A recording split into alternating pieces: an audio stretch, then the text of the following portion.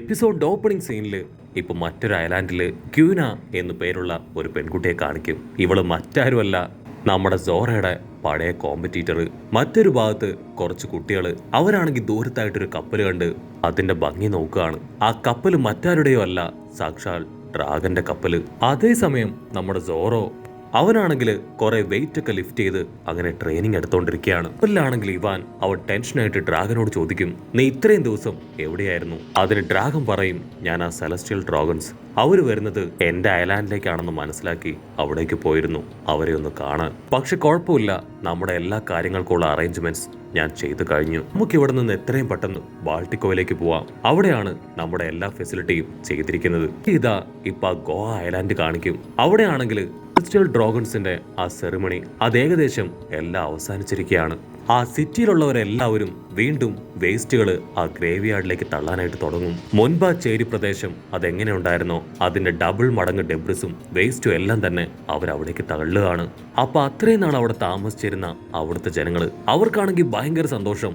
Waste ഒക്കെ കണ്ട് അവരവിടേക്ക് ഓടിയെത്തും. അവർക്ക് ഉപയോഗിക്കാൻ പറ്റുന്ന എന്തെങ്കിലും സാധനം ഉണ്ടോ, നല്ല ഭക്ഷണ സാധനങ്ങളുണ്ടോ എന്നൊക്കെ അവരിപ്പോ അതിലൂടെ തേടി അലഞ്ഞ് നടക്കാനായിട്ട് ആരംഭിക്കും. അതേസമയം മറ്റൊരു ഭാഗത്ത് നമ്മുടെ ചെക്കന്മാർ, അവരാണെങ്കിൽ വീണ്ടും ഇപ്പൊ സ്റ്റൈലായിട്ട് ട്രെയിനിങ് ഒക്കെ എടുത്തോണ്ടിരിക്കുകയാണ്. ദിവസങ്ങളും മാസങ്ങളും കുറെ കഴിഞ്ഞിട്ടും ലൂഫിക്ക് ഇപ്പോഴും അവന്റെ പവർ അത് കൺട്രോൾ ചെയ്യാൻ കഴിഞ്ഞിട്ടില്ല.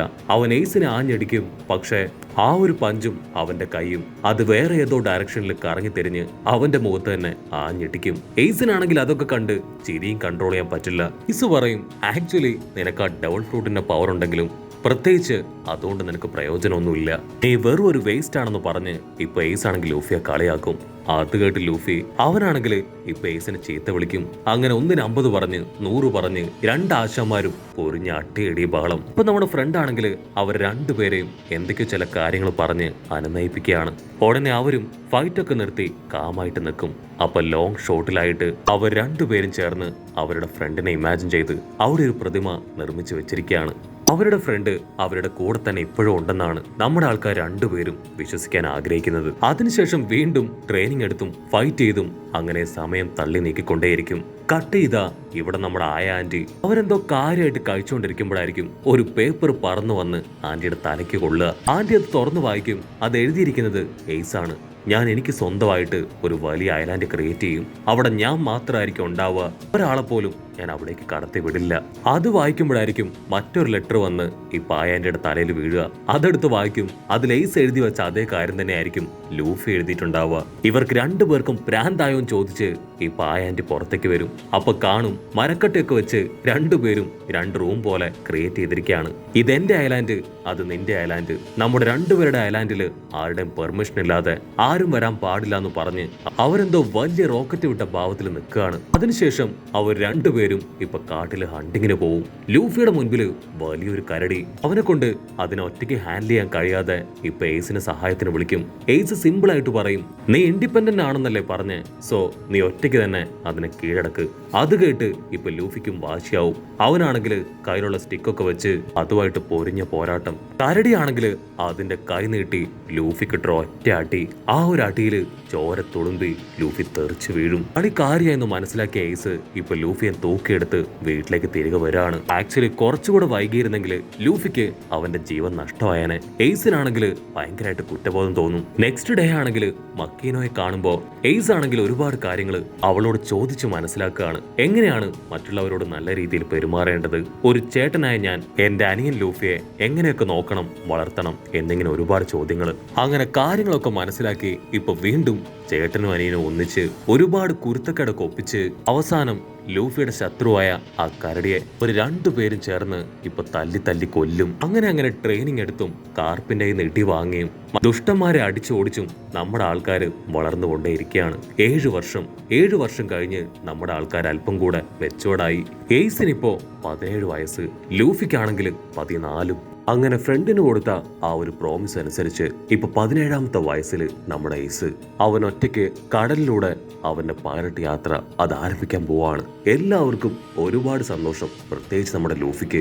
എയ്സിനെ വിട്ടുപിരിയേണ്ടി വന്നാലും അവന്റെ ഏറ്റവും വലിയ ആഗ്രഹം അവരുടെ ഫ്രണ്ടിന് കൊടുത്ത ആ ഒരു പ്രോമിസ് അത് പാലിക്കാൻ പറ്റി എന്നതാണ്. ഏയ് സൂപ്പർ, അടിപൊളി, നീ തീർച്ചയായിട്ടും വലിയൊരു പൈലറ്റാവും, നമ്മൾ ഉറപ്പായാലും വർഷങ്ങൾക്ക് ശേഷം കടലിൽ വെച്ച് കണ്ടുമുട്ടും, അപ്പൊ നമുക്ക് രണ്ടുപേർക്കും സ്ട്രോങ് ആയിട്ടുള്ള പൈലറ്റ് ടീംസ് ഒക്കെ ഉണ്ടാവും പറഞ്ഞ് ലൂഫി ആണെങ്കിൽ എയ്സിന് ആവശ്യമായിട്ടുള്ള എല്ലാ സപ്പോർട്ടും കൊടുത്ത് പറഞ്ഞയക്കും. അതിന് എയ്സും ഒരുപാട് സന്തോഷമായി അങ്ങനെ അവന്റെ ബോട്ട് എടുത്ത് അവിടുന്ന് ദൂരേക്ക് പോവാണ്. ആക്ച്വലി ഈ കാര്യങ്ങളൊന്നും കാർപ്പിന് അറിയില്ല. കാർപ്പ് അറിഞ്ഞു കഴിഞ്ഞാൽ ഉറപ്പായാലും എയ്സിനും ലൂഫിക്കും ആളുടെ കയ്യിൽ നിന്ന് കണക്കിന് കിട്ടും. അവിടുന്ന് അങ്ങനെ ബ്ലാക്ക് ഔട്ട് ചെയ്ത നമ്മുടെ ആയാന്റിയെ കാണിക്കും.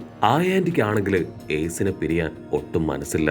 അവനെ ഓർത്ത് ഒത്തിരി വിഷമത്തില് സങ്കടത്തില് വീട്ടിൽ തന്നെ ഇരുന്ന് കരയാണ്. ആയാന്റിക്ക് അവന് 17 വയസ്സായെന്ന് വിശ്വസിക്കാൻ പറ്റുന്നില്ല. ആളുടെ മനസ്സിൽ ഇന്നും എയ്സിന്റെ ആ കുഞ്ഞു മുഖം തന്നെയാണ്. കാർപ്പ് ദിവസങ്ങൾ പ്രായമുള്ള ഒരു പിഞ്ചു കുഞ്ഞിനെ ആന്റിയുടെ കയ്യിൽ ഏൽപ്പിച്ചു. അതാണ് എയ്സ്. അവൻ വിട്ടുപിരിഞ്ഞു പോയല്ലോ എന്ന വിഷമത്തിന് ആന്റി അങ്ങനെ ദുഃഖിച്ചിരിക്കുമ്പോഴായിരിക്കും അസിസ്റ്റൻസ് ഇപ്പോ അവിടേക്ക് കയറി വരിക. അവരൊരിക്കലും എന്റെ വിഷമം കാണാൻ പാടില്ല എന്ന് പറഞ്ഞ് ഇപ്പൊ വമ്പൻ ആറ്റിറ്റ്യൂഡൊക്കെ ഇട്ട് അങ്ങനെ ഇരിക്കും. ഉടനെ അതിലൊരാള് എന്തുപറ്റി, എന്തെങ്കിലും കുഴപ്പമുണ്ടോന്ന് ആന്റിയോട് ചോദിക്കും. ആന്റി കാഷ്വലായിട്ട് പറയും, എനിക്ക് കുഴപ്പമൊന്നുമില്ല. ആ കാർപ്പ് അയാൾ വന്ന് എയ്സിനെ കുറിച്ച് അന്വേഷിച്ചാൽ ഞാൻ എന്തു പറയും, പൈലറ്റാവാൻ പോയിന്നറിഞ്ഞ അയാൾ എന്നെ തല്ലിക്കൊല്ലുന്നൊക്കെ പറഞ്ഞ് അവളങ്ങനെ അവളുടെ ഫീലിങ്സ് മറയ്ക്കാൻ ശ്രമിക്കും. അപ്പോഴായിരിക്കും അവൻ പറയാ, അവസാനമായിട്ട് എയ്സ് നിങ്ങളുടെ അടുത്തൊരു കാര്യം പറയാൻ പറഞ്ഞിരുന്നു. അവനെ ഇത്രയും കാലം നോക്കിയതിനും സ്നേഹിച്ച് വളർത്തിയതിനും ഒരുപാട് താങ്ക്സ്. അത് കേട്ട് ഇപ്പൊ ആന്റിയുടെ കൺട്രോൾ പോയി അവൾ പൊട്ടിക്കരയും. അവിടുന്ന് അങ്ങനെ ബ്ലാക്ക് ഔട്ട് ചെയ്ത ഇനി നമ്മുടെ ലൂഫി, അവൻ ഇനി 3 വർഷം കഴിഞ്ഞ എയ്സിനെ പോലെ തന്നെ പൈലറ്റാവാൻ ഒറ്റയ്ക്ക് കടലിലേക്ക് പോവാം. പക്ഷെ അതിനു മുൻപ് എനിക്ക് സ്ട്രോങ് ആവണം, ഒരുപാട് എബിലിറ്റീസും കഴിവുകളൊക്കെ എനിക്ക് വളർത്തിയെടുക്കണം എന്ന് പറഞ്ഞ് അവനിപ്പോ അവന്റെ പഞ്ചിങ് പവർ പ്രാക്ടീസ് ചെയ്തുകൊണ്ടേയിരിക്കുകയാണ്. പക്ഷെ അവൻ എത്രയൊക്കെ ശ്രമിച്ചിട്ടും അവന്റെ പവറിനെ കൺട്രോൾ ചെയ്യാൻ മാത്രം അവനെ കൊണ്ട് കഴിയില്ല. ഉടനെ വീണ്ടും ഒരു ഇല്യൂഷൻ പോലെ അവന്റെ ഫ്രണ്ടിന്റെ ഒരു ഇമാജിനേഷൻ അവന് വരികയാണ്. അവന്റെ ഫ്രണ്ട് പറയുന്നത് പോലെ തന്നെ ലൂഫി അവന്റെ പഞ്ചിനെ അസൈൻ ചെയ്യും. അതിപ്പോ കറക്റ്റ് ആയിട്ട് എയിമില് ആഞ്ഞടിക്കുകയാണ്. ലൂഫിക്ക് അത്ഭുതം തോന്നും. യാഹൂ എന്നൊക്കെ പറഞ്ഞ് അവൻ തുള്ളിച്ചാടുകയാണ്. അങ്ങനെ ഇരിക്കുകയാണ് നമ്മുടെ ഡോഗ്ര. അവൻ ഒരു ദിവസം ന്യൂസ് പേപ്പറിൽ എന്തോ ഒരു കാര്യമായിട്ടുള്ള ന്യൂസ് കണ്ട് ഇപ്പൊ നമ്മുടെ ലൂഫി മാൻഷനിലേക്ക് വരും. ലൂഫി ന്യൂസ് പേപ്പർ നോക്ക്, അതിലൊരു ഷോക്കിംഗ് ന്യൂസ്.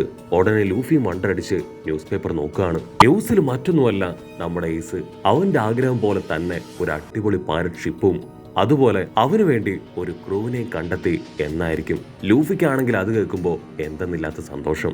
അങ്ങനെ ദിവസങ്ങളും കാലങ്ങളും വർഷങ്ങളും കാത്തിരുന്ന് ലൂഫിക്കും ഇപ്പൊ 17 വയസ്സായിരിക്കുകയാണ്. അവൻ ആഗ്രഹിച്ച ആ ഒരു സെയിലിംഗ് ടൈം. അവൻ ആന്റിയുടെയും ടീമിന്റെ അടുത്തേക്ക് വരും. ഞാനിന്ന് കടലിലേക്ക് പോവാണ്, എന്റെ പൈലറ്റ് ജേർണി അത് സ്റ്റാർട്ട് ചെയ്യാൻ ടൈമായി. നിങ്ങളാരും എന്നെ സെൻഡ് ഓഫ് ചെയ്യാൻ വരുന്നില്ലേ? ആന്റി ആണെങ്കിൽ ഒത്തിരി കലിപ്പില് തിരിഞ്ഞിരിക്കുകയാണ്. ആയാന്റെ അത് കേൾക്കേണ്ട താമസം ഞങ്ങളെ കൊണ്ട് പറ്റില്ല, ഞങ്ങൾ ഒരിക്കലും ഒന്നിനും വരില്ല. നിന്നെ ഇങ്ങനെ പറഞ്ഞു വിട്ടു എന്നറിഞ്ഞ കാർപ്പും നിന്റെ വില്ലേജിലുള്ള എല്ലാവരും ഞങ്ങളെ കുറ്റപ്പെടുത്തും. സോ ഞങ്ങൾ ഇതിന് സപ്പോർട്ട് ചെയ്യില്ല എന്ന് പറഞ്ഞ് അങ്ങനെ മുഖം തിരിച്ചിരിക്കും. ലൂഫിക്കാണെങ്കിൽ ആയാന്റിയെ നന്നായിട്ട് അറിയാം. അവനോടുള്ള സ്നേഹം കൊണ്ടാണ് അവരിങ്ങനെ പറയുന്നതെന്ന് അവൻ മനസ്സിലാക്കി അവരോടെല്ലാം യാത്ര പറഞ്ഞ് നമ്മുടെ ആളും അങ്ങനെ കടലിലേക്ക് യാത്ര തിരിക്കും. ലൂഫി പോകേണ്ട താമസം ആയാന്റി വീണ്ടും കരച്ചിൽ ആരംഭിക്കും. ഇവിടെ ലൂഫി ആണെങ്കിൽ അവന്റെ വിൻമിൽ വില്ലേജിലേക്ക് വരും. അവിടെയുള്ള അവൻ ഇഷ്ടപ്പെട്ട എല്ലാവരോടും യാത്ര പറയാണ്.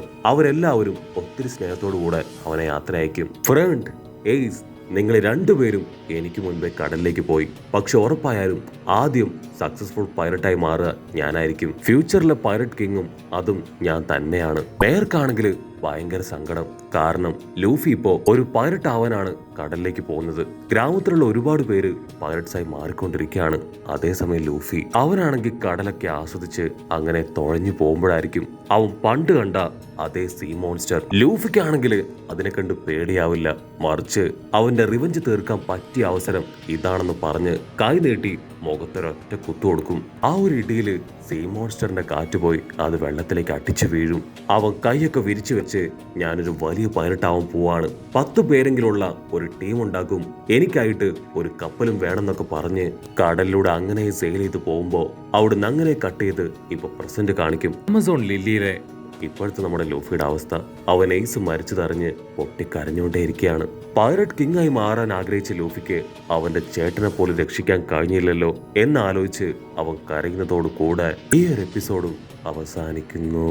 എപ്പിസോഡ് ഇഷ്ടപ്പെടുകയാണെങ്കിൽ തീർച്ചയായിട്ടും ലൈക്ക് ചെയ്യാനും കമന്റ് ചെയ്യാനും ഷെയർ ചെയ്യാനും മറക്കല്ലേ. അടുത്തൊരു അടിപൊളി എപ്പിസോഡുമായിട്ട് കാണുന്നവരെ it's me with Mallu episode.